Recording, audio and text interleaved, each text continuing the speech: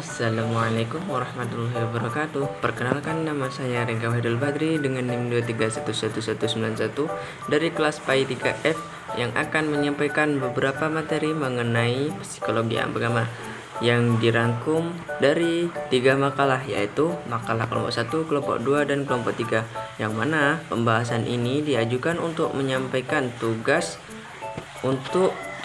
UAS mata kuliah psikologi agama.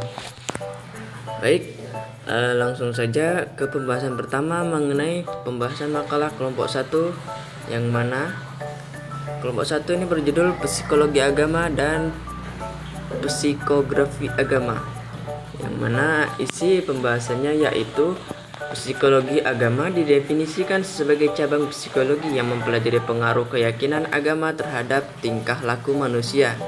Kajian ini mencakup gejala kejiwaan seperti kesadaran agama, pengalaman spiritual, dan pengaruh keyakinan terhadap pola pikir dan perilaku sehari-hari.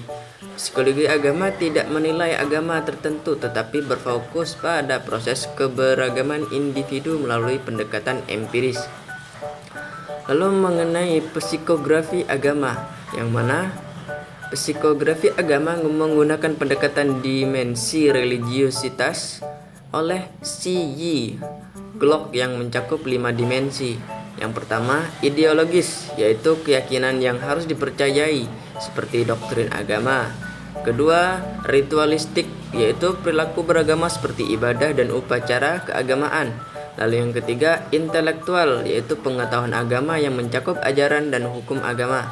Yang keempat, empirisial, yaitu pengalaman keagamaan seperti rasa khusyuk dalam beribadah, konsekuensial, efek ajaran agama dalam kehidupan sehari-hari.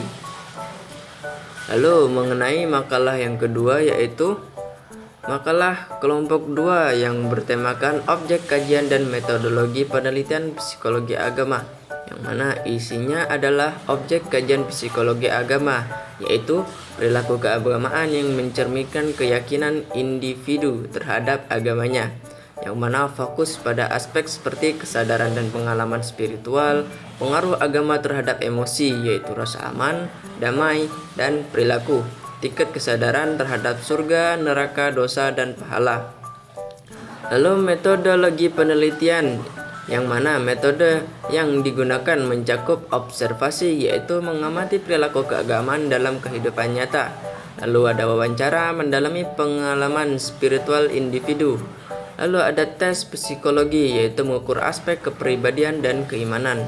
Lalu ada eksperimen menguji hubungan antara agama dan respon psikologis.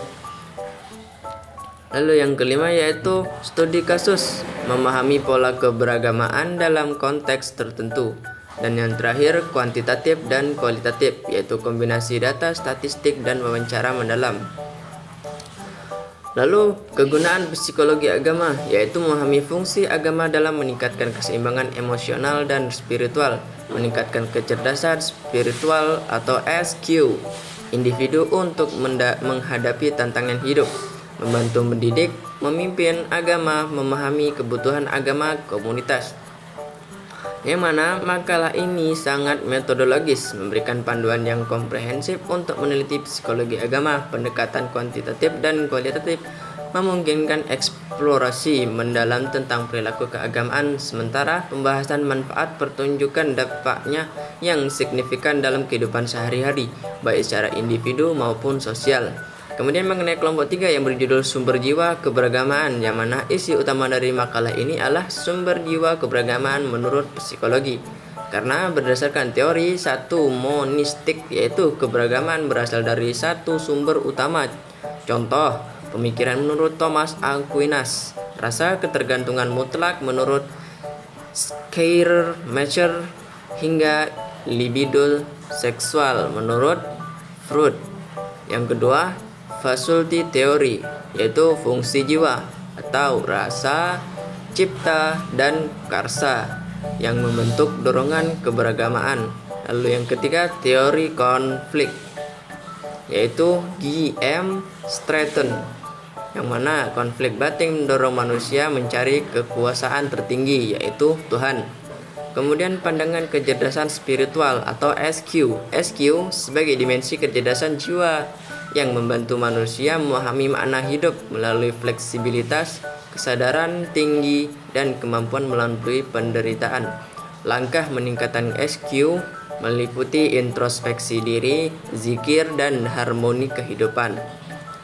Lalu teori fitrah dalam Islam, yang mana keberagaman manusia adalah naluri bawaan atau fitrah yang diberikan oleh Allah. Fitrah ini mengarahkan manusia pada tauhid, yaitu mengakui keesaan Allah dan perbuatan baik. Fitrah juga mencakup kebutuhan akan kasih sayang, rasa aman, harga diri, kebebasan, dan rasa sukses yang disalurkan melalui agama. Dan mengenai ulasan makalah ini sangat filosofis, yang mana mengintegrasikan berbagai teori dan psikologi, kecerdasan spiritual, dan konsep Islam. Perspektif fitrah memberikan landasan teologis yang kuat untuk memahami keberagaman manusia. Pendekatan ini relevan dalam menghubungkan psikologi modern dengan ajaran agama,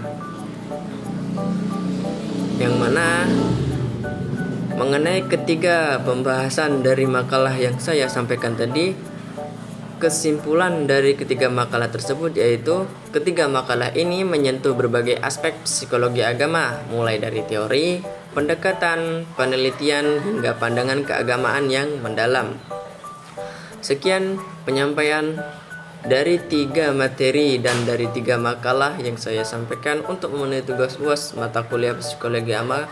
Saya Rega Bedul Badri pamit undur diri. Wabillahi taufiq wal hidayah. Wassalamualaikum warahmatullahi wabarakatuh.